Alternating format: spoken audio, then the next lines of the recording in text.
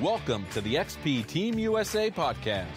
We're digging the plugs and pinpointing the topics you want to hear. And now, here's your hosts, Dave Kimball and Grant Hansen.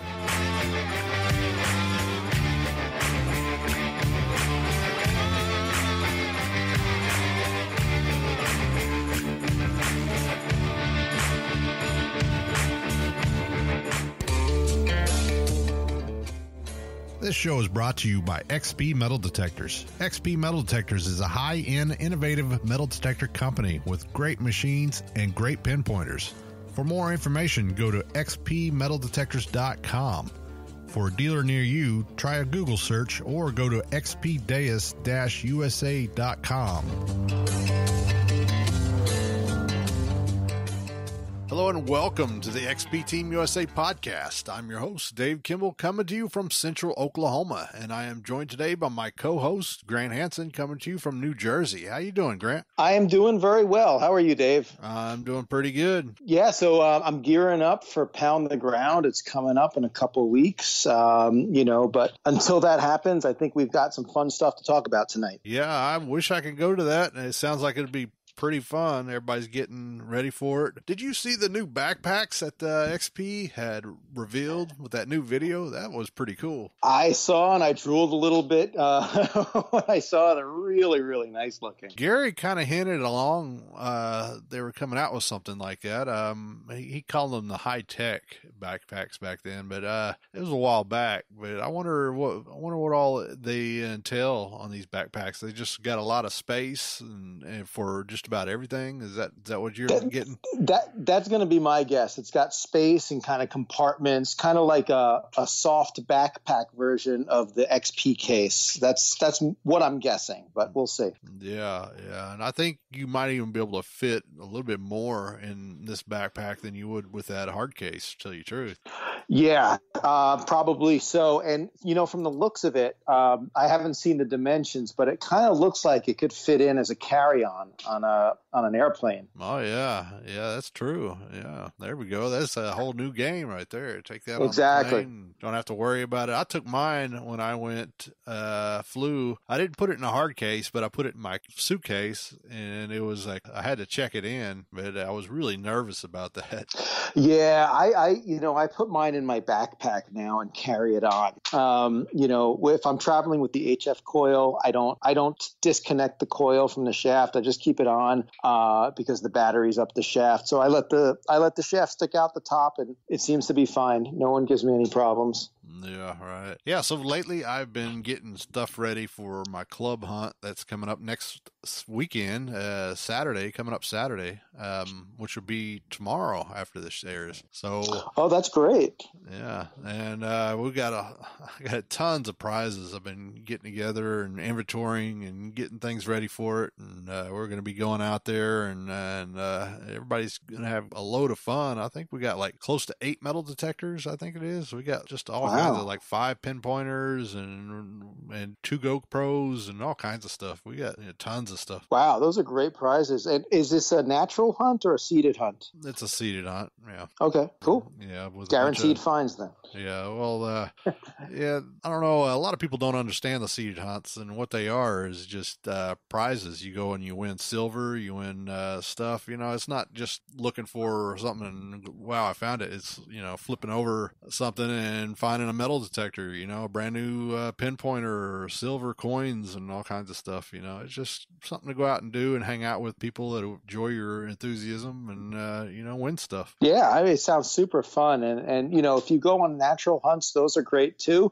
But your chances of finding something good, especially at a big dig, it really depends on the property. So with a seeded hunt, you've got a really good chance of getting that prize, like you say. Right. Yeah. Natural hunts are fun. We still do those. We do those too. But with natural hunts, you're not going to win a brand new metal detector. You're not going to win pinpointer, GoPros, and stuff like that. You're going to go out there and you're going to find something cool.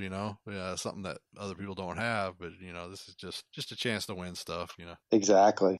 Cool. Well, have a great time. I hope you get good weather for it. So tonight, we're going to actually focus on a topic, and we're going to be doing this in future shows as well. And the topic we want to talk about tonight is permissions, but not so much getting permission, but more like the darker side of permissions when it comes to metal detecting. Either people trespassing or friends of yours acting strange when it comes to you inviting them or not inviting him. So, I appreciate, join in on the chat, and I'd love to hear some of your own stories as we talk through this. Yes. We all have an experience with getting permissions and doing all the work, and then having other people trying to, I don't know if you want to call it mooch off of you or what you call it, but they want to go to all your permissions, but they don't do any of their type of research, or they never come up with anything, or when they do, they don't invite you. That gets kind of pretty weird, Yeah, I've got a story.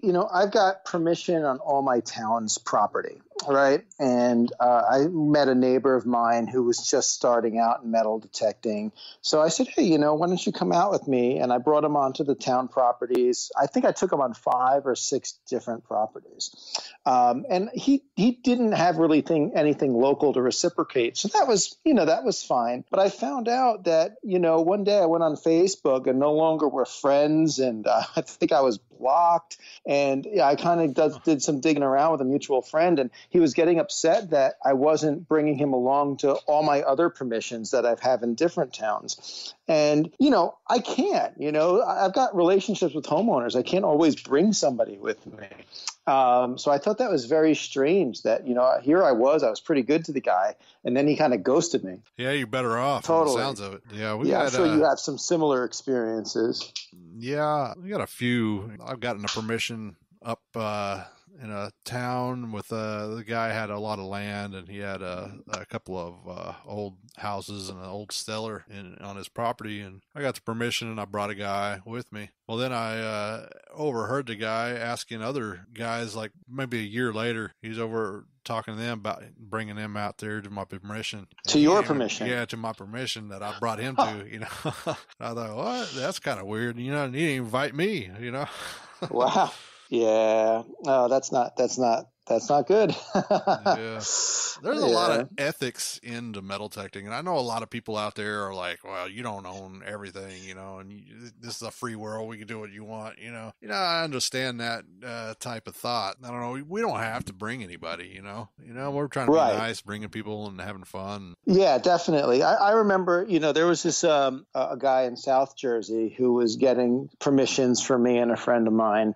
And I tried really hard and finally got something to reciprocate because I felt not obligated, but I felt like I wanted to, right? He was good to me. He got me on some properties. A lot of the properties I search up here are really small, so it's not worth somebody driving 2 hours to, have a tiny bit of land. So I was able to get some pretty good acreage of farmland, and I invited him over, and he found some great stuff. So, you do what you can. It's being a good ambassador. You mentioned also like trespassers and stuff like that too. You gotta, like I said, there's a lot of ethics involved in metal detecting, and one of the main things is trespassing, because there's so many times I went and asked people permission if I can hunt on their property that's got an old house or an old ghost town in there, and they'll tell me no because they've caught people trespassing on their land multiple times and not filling in their holes and leaving trash everywhere, and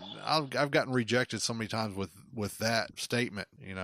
Have you done that yourself? Yeah, trespassing drives me insane. Luckily, it's never prevented me from getting on a permission, but it makes me really uncomfortable. I mean, first of all, it's illegal. You shouldn't do it. Second of all, it gives us who are good ambassadors of the hobby a really bad name. We try to do things right. We try to get the proper permission. And especially if it's like an historic property, you're trying to save some history here. It's not like you're going out and finding spare change. You're finding something that might be significant to a town or to a family, and nobody knows about it. And to me, that's it's stealing is what it is. All right. Yeah. I mean, I used to know a guy who, I mean, he had no problems trespassing, and he would try to get me to trespass with him. And I always said no. And in fact, he would trespass on some historic property that I actually got proper permission, So I've got, with the owners or the town, I got the permission to go on. And I actually invited him to come with, and he couldn't make it. And he got so furious that I went on, quote unquote, his permission, which was not a permission. He trespassed, Oh, really? And I was just like, I kind of broke things off with him after that because he got really heated about it. But, you can't claim stake to a place that you wander on without permission. Right. Yeah. I mean, he was also, talk about getting weird with permissions. He wasn't happy that I was doing anything in like his part of the county. He felt like he had the right to it, and how dare I come in and, do stuff up there. Yes, that's pretty goofy. It is. But, I think just like any other hobby, sport, club, you're going to have different personalities. You're going to have people who are really good into it. And I think, you and I have been fortunate to meet a lot of these people who are really good and honorable. And then there's going to be the people who aren't. Right. Yeah. There's a lot of people who aren't that just... I don't know if it's just pure laziness or what it is, but it's 2019. Metal detecting has really, really picked up and got really popular within the years, and a lot of these places it's really dying down with all the good finds. They're all getting picked clean, and everybody's finding stuff, But we'll probably always find stuff, getting better machines here and there. But when you get a great permission and you do all the research and do all the work yourself, and then somebody else just doesn't want to do any of the work at all, but they want to benefit from all of you doing all your work, that's, I don't know, that's just not right. You got to stand back and look at yourself for that, and think, am I contributing here, or how am I helping? Exactly. And to your point about, the good finds might start, diminishing a little bit. But if you have a proper permission and a good relationship with a property owner, you can keep going back, because as well as I do, if you go to a property once and you try to cherry pick and you're only digging the good signals, you're going to leave a lot behind. Yeah, so having that permission allows you to keep going back. Yeah, and a lot of people that do that trespass and all that, a lot of them do cherry pick, and they leave a lot of good stuff behind too. Yeah, definitely. And that's where we come in and capitalize, right? Right. Yeah. And then there's the other, like the innocent trespassers, or maybe they're like new to the hobby and they just don't know, they went on a town historic property or part of a park where it's off limits, or let's say, I or somebody else, had permission and cooperation with the town, and they go on and they're not doing it maliciously. So I think it's up to those of us who've been in the hobby for a while to kind of educate them on what the process is. Yeah. I mean, the bottom line is, yes, I'm passionate about, finding history, and I'm passionate about finding cool things in the ground. But at the end of the day, I metal detect because it's meditative, it's relaxing. I don't want to go out there and have to look over my shoulder and hope a cop doesn't come by, or hope that somebody's not like going to come out and yell at me. That's not why I'm out there. Yeah, you're right. There's a lot of benefits to metal detecting, with it being relaxing and calming and all that good stuff, and rewarding with finding good history and stuff that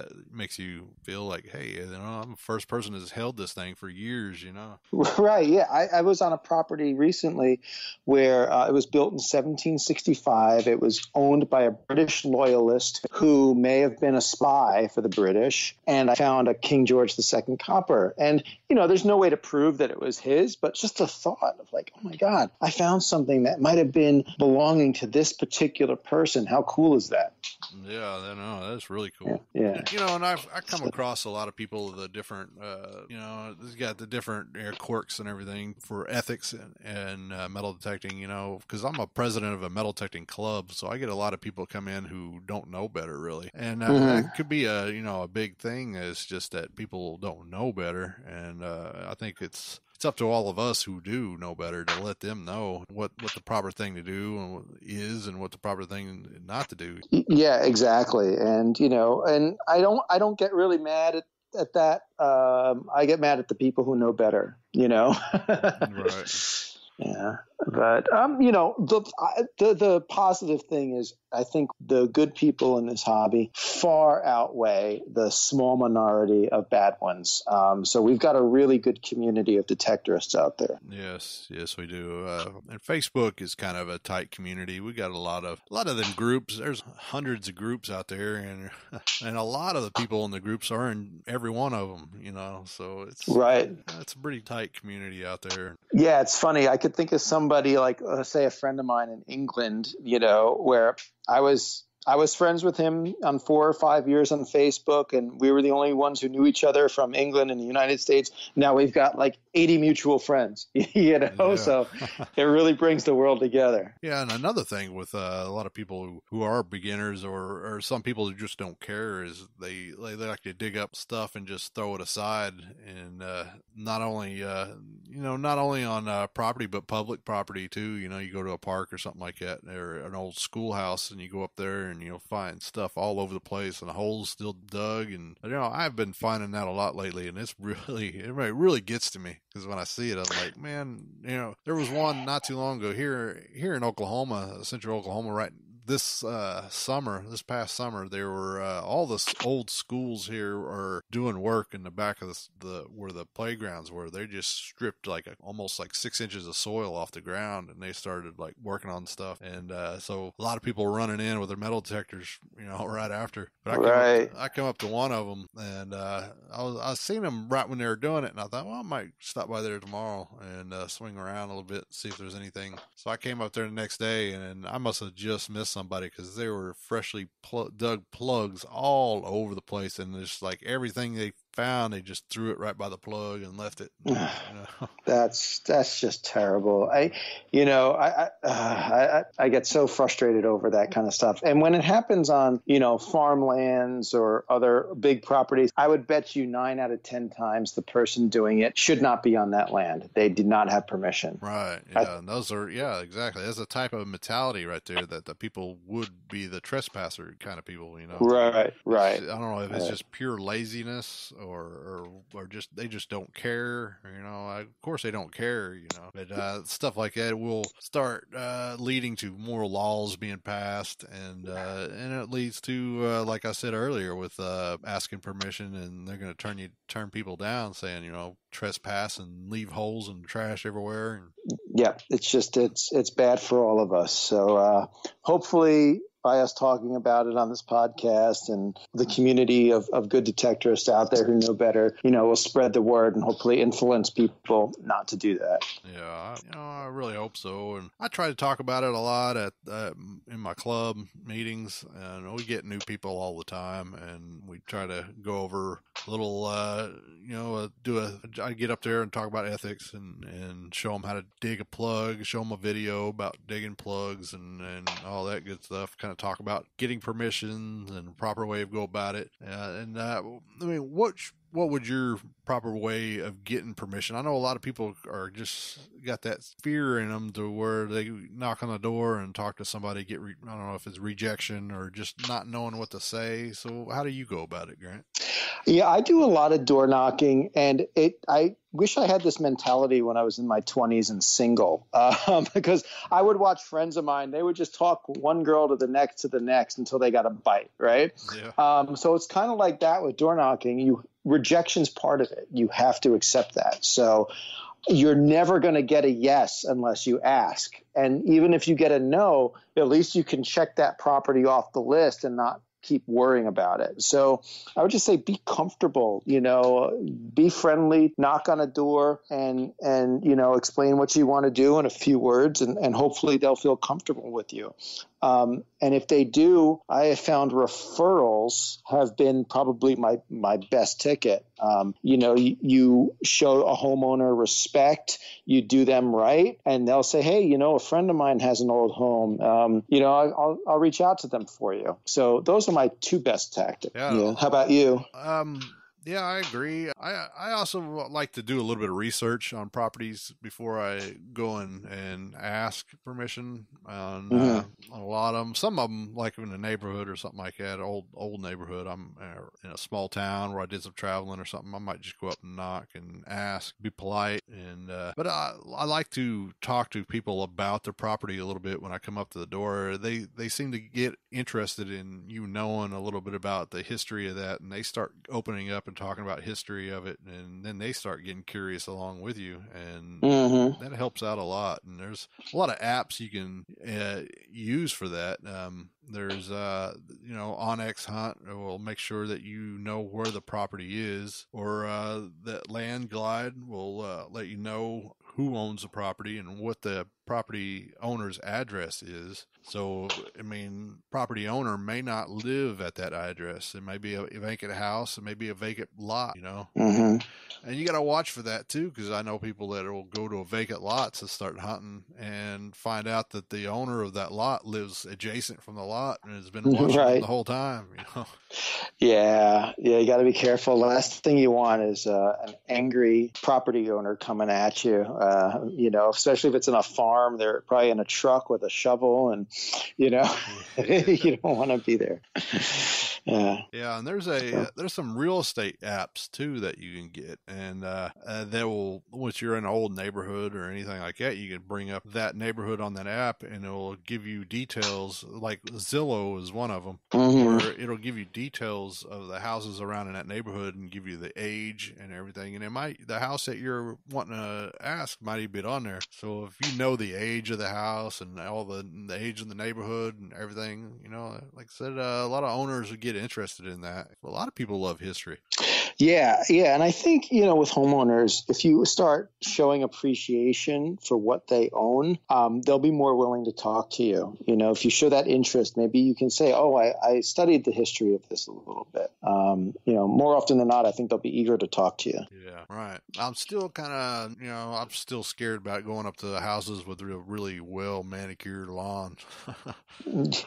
Yeah, I know. In some of the houses I door knock on, that they don't use the front door. So I have to go walking up these really long driveways, walk around and behind the house. So it's even more intimidating because now I'm really invading their space, Yes. So there's a ghost town that I've been doing some research on, and I've tried to go up there and get a hold of them. All they have is a P.O. box, and I sent them a letter, never got a return from it. But I went out there to catch them at their house, and they got a big old iron gate there and a really long driveway. So there's no way I'm not going through their gate and walking all the way up there. So, No, it's tough. It's tough when you get that. If the letter doesn't work, then you might have to just start asking around if anybody knows the owner. All right. Well, let's get to talking to our guest for tonight, Mr. Riley Bryant. All right. If you have a question for one of our guests or just like to make a comment, call us at our XP Team USA podcast hotline at 405-294-3602.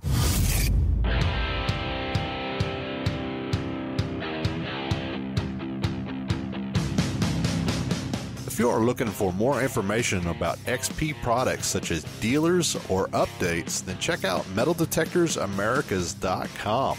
Hello, this is Daniel from XP Metal Detectors Americas, and I just wanted to let you know about the XP Metal Detectors Americas.com website, which is full of information on the K-use metal detector and the ORX metal detector. Both are wireless and do all aspects of metal detecting, which is gold prospecting, coins, jewelry, and relics.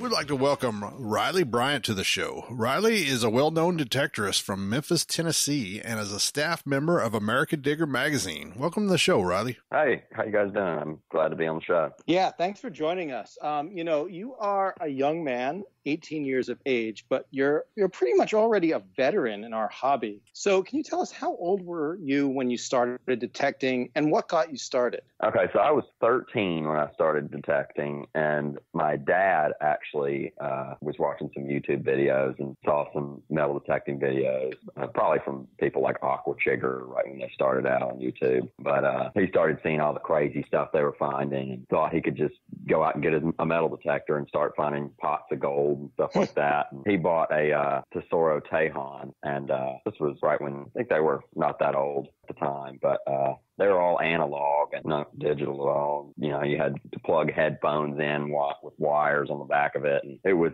really kind of a pain to learn settings on it. And he fiddled around with it for, a month or two, and was kind of just like, yeah, I'm done with this thing. It's too hard to learn. And me being homeschooled, I picked it up on one of my days off and just went in my backyard and started messing around with it and started finding flat buttons in my backyard and thought it was the greatest thing ever. I was like, gee, I can't believe all this stuff's just right here. And then he actually got out of it, and I got him back into it. So that's pretty much how I started. I've been going strong ever since then. Oh, Yeah. That's awesome, and it's great that you can do it with your dad. It's a nice father-son bonding. Yeah, it really is. Yeah, it is very cool, and it's very cool that you're a staff member of American Digger magazine. How did you get started working for American Digger magazine? Okay, so I made it a habit of mine to just try and go to as many Civil War shows as I could, just to put myself out there and meet everybody and learn about all the different kinds of relics. And I ran into Butch, and we met. I think it was at the Charleston show in 2018, and I hit it off with him. And Britton Lockhart, which was the previous videographer for the magazine, was just starting college and didn't have any time to film or edit videos for them anymore. So they were looking for a replacement that was around the same age and had plenty of free time and could dig a lot and film a lot. So I met Butch and I talked to him, and he offered me the job. And of course I was just like, well, heck yeah, I'd love to take the job. And so I've been working for them since I think February 2018, February or March. But it's a lot of fun. Yeah, I imagine. Yeah, that definitely. And they're among the best of magazines out there. So you're with a good crew. Yeah, they definitely are. Great people. So you mentioned going to Civil War shows, and you found quite a bit of Civil War artifacts, and we'll talk about some of those in a bit.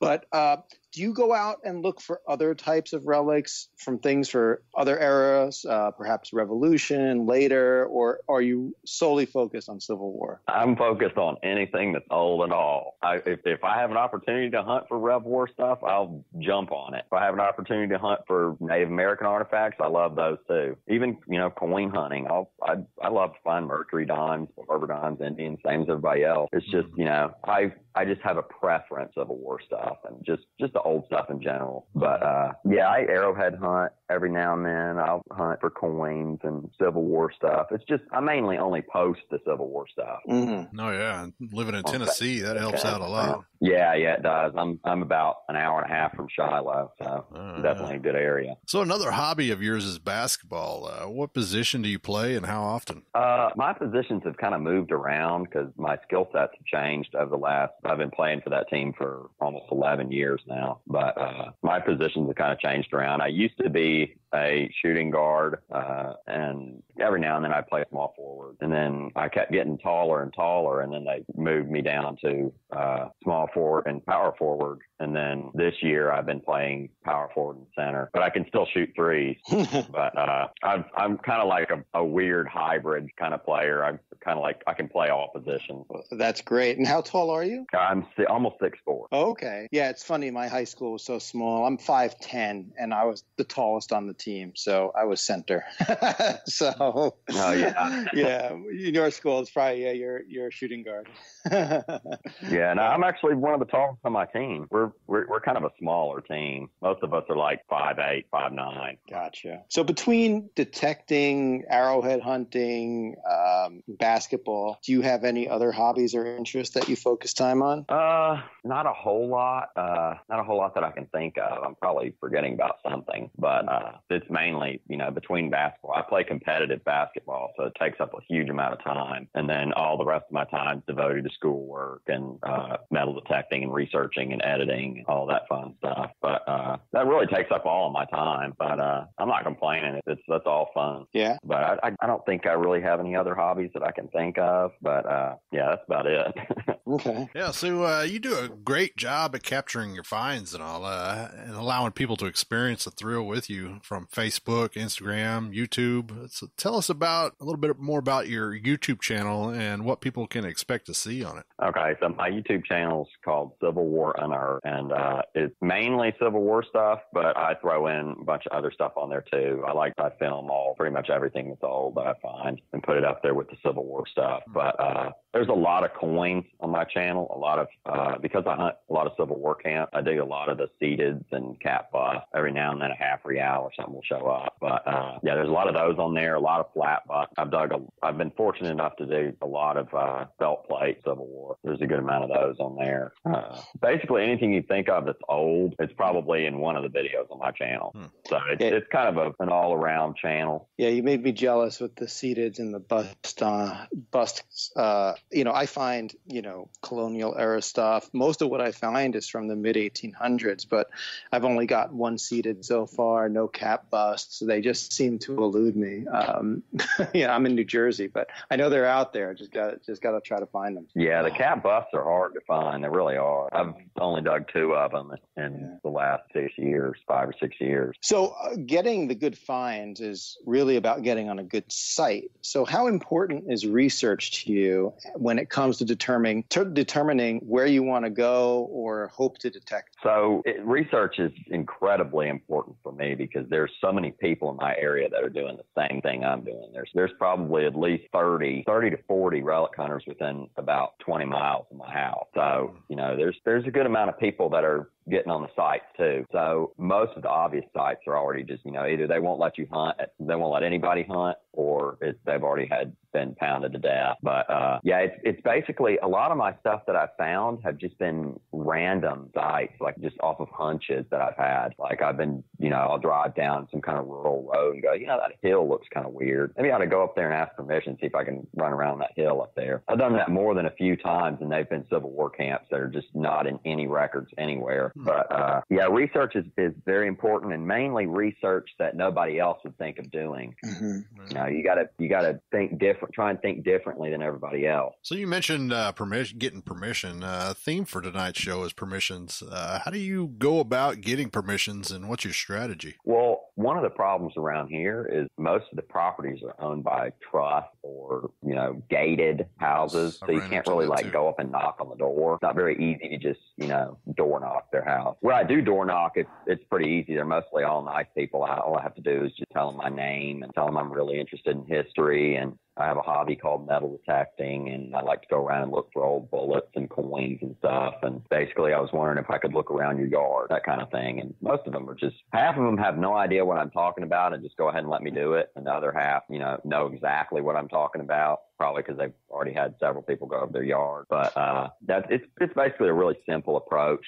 Sometimes somebody will kind of drill me about what it is and what I'm doing, and that's when it gets a little bit tricky, especially if they seem apprehensive at first. But I've found it's pretty easy to get permissions, just basically getting over the fear that we all have of, knocking on that big mansion that nobody would ever think to knock on. But it's pretty easy. It's like Michael Jordan says, you miss 100% of the shots you don't take, right? You got to take exactly. If he yells at you when you knock on the door, so what? That spot's off the list now. Right. It's not like they're going to shoot you when you knock on their door.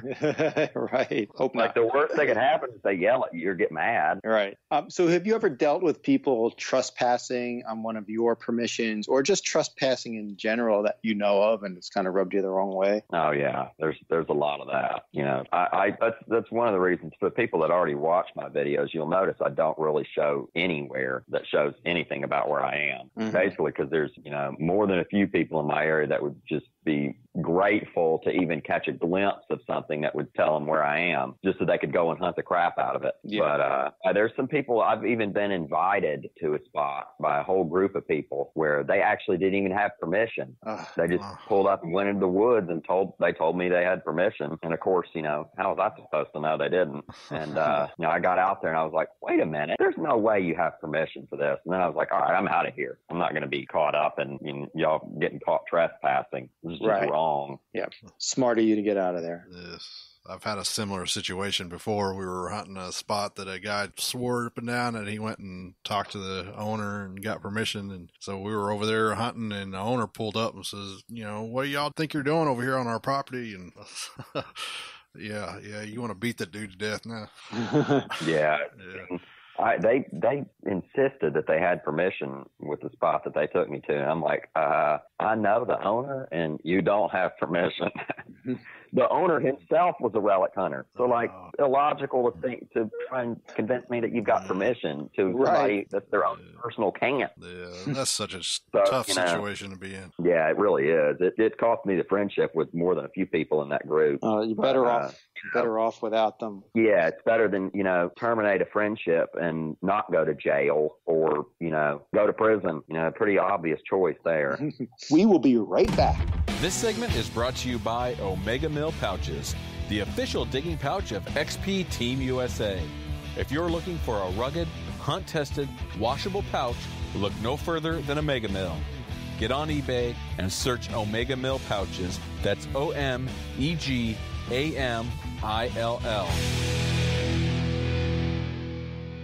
All right, we are back with Riley Bryant. So tell us about that Union Soldier's ID tag that you found, and what kind of property was it on? Okay, so that's a really fun story. I was coming back with my family to this.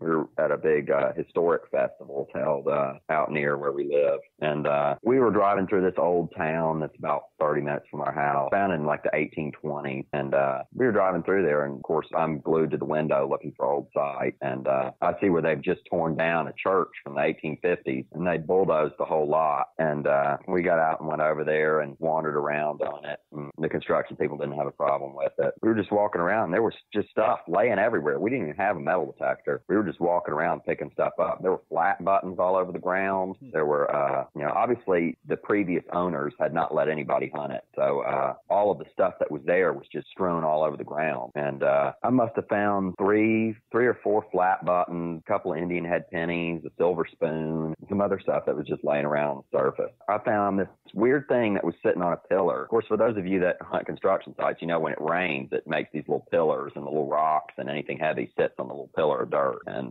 so I was walking around, and I saw one of those, and there looked like a large cent sitting on top of it. And I went over and picked it up and was all excited and screaming for my dad to come over and look at it. And he came over and was rubbing on it. He's like, "That's not a large cent." I'm like, "Oh, well, it's some kind of stupid token."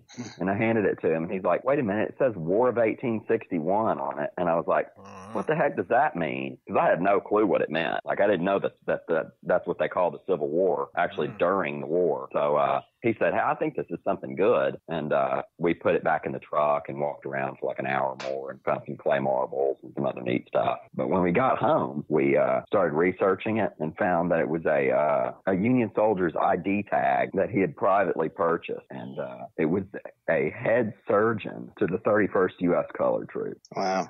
That's, I think sometimes it's more exciting to find something that you don't know exactly what it is right away, and then the research reveals it. It's like you get the chance to discover it a second time. So I think that's really cool. Yeah, it really is. The researching the item that you found is half the fun. Mm-hmm. Oh, yeah.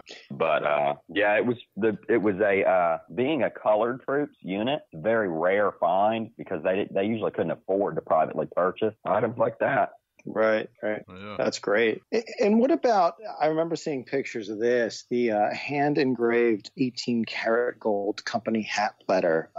That was the one that was the letter B, right? Yeah. That was the letter B. That was had a T-bar attachment on the back, which is typical of 1850s and 60s items. And I didn't even know what it was at first. I found it in a creek with a couple of bullets here and there at a battle site. And it was down in this little hole in the clay. with a couple of little round balls. And I actually thought it was a piece of costume jewelry. I didn't think it was actually gold because I picked it up and I was like, no way, that's just a piece of gold laying in the bottom of this creek. Wow. Yeah, well, it's you put in the work and that's what happens. So good for you.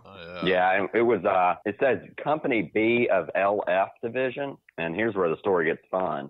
Nathan Bedford Forrest was at that battle site, and during that time, he was known as Lieutenant Forrest, and he was commanding the division that was attacking the fort over there. So at the time, it would have been considered Lieutenant Forrest Division. So we're thinking, and I've talked to some other people about this, but we're thinking that it's a Confederate hat pin that was like an officer or something of Nathan Bedford Forrest. Yeah, it makes sense. Yeah, but like when I found that out, I actually found it on my 16th birthday, I think it was. Oh, that's cool.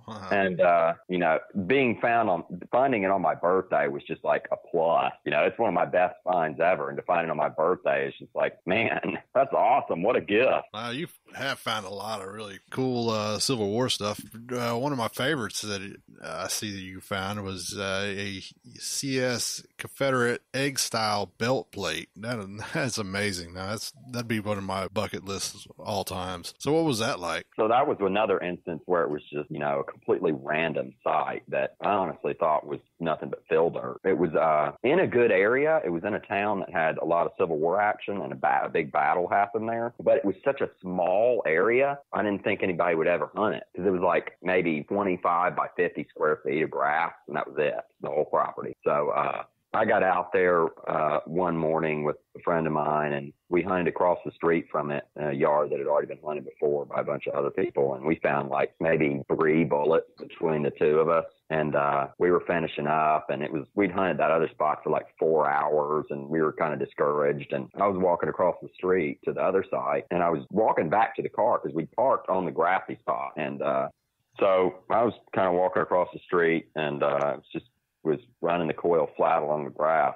I wasn't even swinging, and I hit a good signal, and kind of like a bottle cap. It was like a 78, 79 on the AT Pro, but it sounded kind of faint. Now, this was right up against, a 2-lane major highway, like probably within 10 yards of it. And I was thinking it was just a bottle cap from somebody throwing something out their window or something, but it seemed just a little bit deeper than a bottle cap should be. So I was like, yeah, what the heck? I'll dig it and see what it is. And my digging partner was already back in the truck with all of his stuff loaded. And I'm sticking the shovel in the ground, and I'm prying up, and I stick it in really deep, about 10 inches deep, and pop out a huge clump of dirt. And I just see this belt plate just come flying out and just land on the ground, just spin through the air and land on the grass. And I was like, there's no way. And I thought it was a UF, and I picked it up, and I was like, dang, come over here. I was calling my partner, my digging partner, Sid. I was like, come over here, Sid. Check this out. I just dug a UF buckle. He's like, there's no way. He started kind of walking over. This was about 60 feet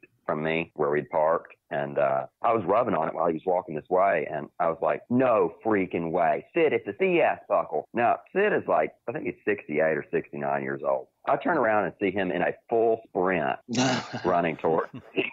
I have never seen him gone that fast before. And he ran over there and was just looking at it and his mouth just dropped open. And we were both just like, I can't even believe that just happened. Like, what a random find. So, of course, then we got all of our stuff out again and started hunting that area. And, anything else come up? Well, that's where it gets weird. We dug like 1 3-ringer, and Sid dug 1 round ball or something, and we really didn't find much else. And we were just digging all the signals we could possibly get. And so a week later, me and Sid decided to go back out there and hunt around, see if we could find a couple bullets and maybe even a Confederate button. And we're not out there probably 5 minutes, and Sid finds a breastplate 3 inches deep. Wow. And we had no idea how you could we both could possibly miss. Like, I mean, it was an obvious signal. You know what they say, you miss it by an inch, you miss it by a mile. You just don't know sometimes. Yeah, there's a second person I've heard that found a CS belt buckle alongside a busy roadway too. pretty interesting. Yeah, a lot of people don't hunt up against the roadways. They think there's just too much trash, which there is. But, there's trash everywhere, and you're going to have to fight through it no matter where you go. Exactly. So the finds we were just talking about, all your other great finds, you've got so many good things in your pouch. What is topping your bucket list right now? What do you really want to find that you haven't found yet? So it's kind of a tie. I've never dug a complete spur, either a Union spur or civilian spur or anything.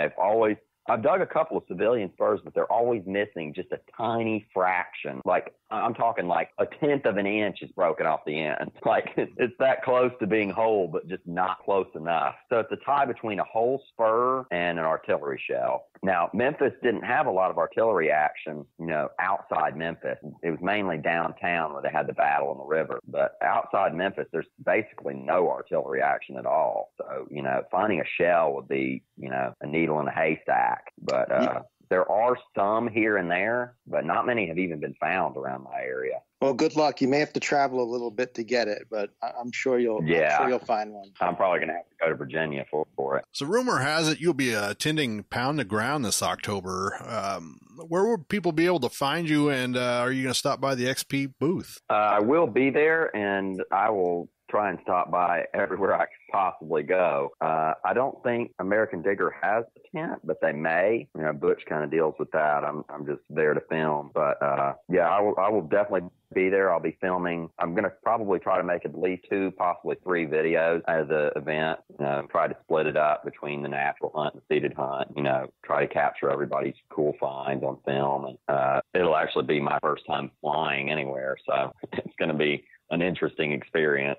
It'll be fine. And you're traveling quite a bit, so I'm assuming you've probably never detected in the Northeast before. So that's probably got to be exciting for you. Yeah, I've never dug in the Northeast. I see all the coppers and everything everybody finds up there and all the tomback buttons and stuff. And it's like, we don't have any of that in Memphis.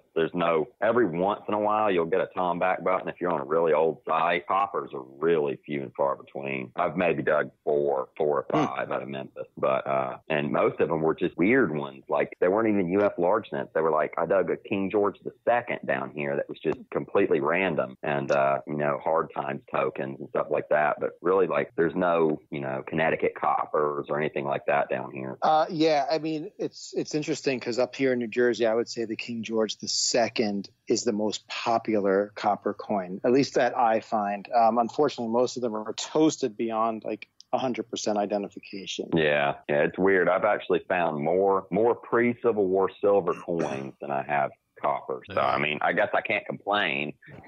Nope. Yeah, right. So have you done any other organized digs, or will this be your first? I go to detecting in Culpeper, Virginia. I've tried to go to a few DIVs, but they didn't work out. And it'll be my first organized hunt anywhere north of Virginia. So it'll definitely be interesting. That's awesome. I will be there. So I'm looking forward to meeting you.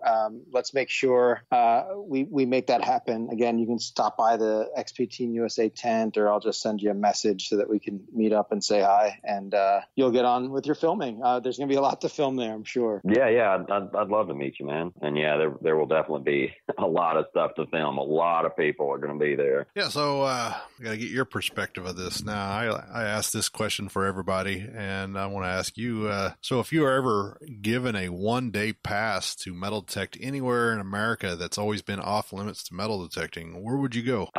I'd probably go to Shiloh, just because it's close by and it's got so much stuff, and it's ultra protected. Like, you can't even get close to there with them. Like, they even frown upon you digging on the private property near the park. Wow. So, like, if you got to hunt on that place, you'd be finding huge amounts of stuff. Yeah. Like, there would just be, you'd come out with a wheelbarrow full of plate. Mm-hmm. I'm sure. Well, yeah, I always say, maybe one day they'll open it up for you, but if not, sounds like you've got some really great places right around you. Yeah. I'd love to just even hunt there, even if I, turned everything into them to display. I mean, it just kind of bothers me that you've got eagle buttons and stuff under the ground that are just turning to dust. Yes, right. I agree. Yes. And that's and they'd kind of rather keep it under the ground so you rather hear than display it. archaeology community discuss that they would rather that stuff be in the ground. I've heard about them having guys dig up artifacts and then they just, write it down and then have them put it back in the ground. It's just, I think it's ridiculous. There's so much good stuff crazy. out there. It's just gonna rot away. Thankfully, there are a few archaeologists that'll use metal detectors and keep and document the finds and display them in museums. I had the opportunity to dig with Butch and the rest of the crew on one in Charleston, South Carolina, a site that was off limits most of the time, but a friend of ours who's an archaeologist that was working there invited us out to dig it, and we got to it was a 1667 site, and we got to dig around there, and we were finding the big massive musket balls and spectacle buckles and all that cool stuff. I dug a piece of a serpent side plate off of an English musket from the Revolutionary War. Oh, wow. Yeah, that's really I cool. got myself a spectacle buckle, and then I got a Charles II 1674 farthing out there that was like an inch deep. And we had to take a picture of the find and measure the depth and flag it, and he would go around with a notepad and write down all the information about everything. But we got to keep the finds, and we could donate anything we wanted to the museum for them to display, and it was just really cool. It made me happy that they let people go out there and dig up the stuff just to get it out of the ground. Yeah, it's a chance. It's a real chance to find and preserve history, and then educate people as well. So well done, good for you. Yeah, it was a great opportunity. So, hey, Riley, thanks so much for joining us tonight. Had a blast talking with you. We could probably talk all night, but we'd love to have you back on again another time. And for everyone listening, check out Riley's social channels: Instagram, YouTube, Facebook. It's Civil War Unearthed. He's always posting great stuff, whether it's images or videos. He's also very active on the ID Me page. So if you find something, especially Civil War era, that you don't know what it is, you post it there. He's one of the guys who's consistently jumping in and identifying stuff. So thanks, Riley. Really appreciate it. Yeah, glad to be on the show. I had fun. Oh, yeah. Great. Yeah, that's awesome, man. You make me want to travel to Tennessee right now and do some hunting. I mean, there's a lot of good Civil War stuff up there. And, yeah, there is. One of these days, maybe I will be able to. So it's great talking to you, and we'd love to have you back again sometime. Yeah, I'd love that. Awesome, and I'll see you in 2 weeks at Pound the Ground. Yeah, yes, you will. That'll be fun for sure. Yeah. All right, well, we'll see you. All right, see you guys. Thanks. Check us out online at xpdeus-usa.com.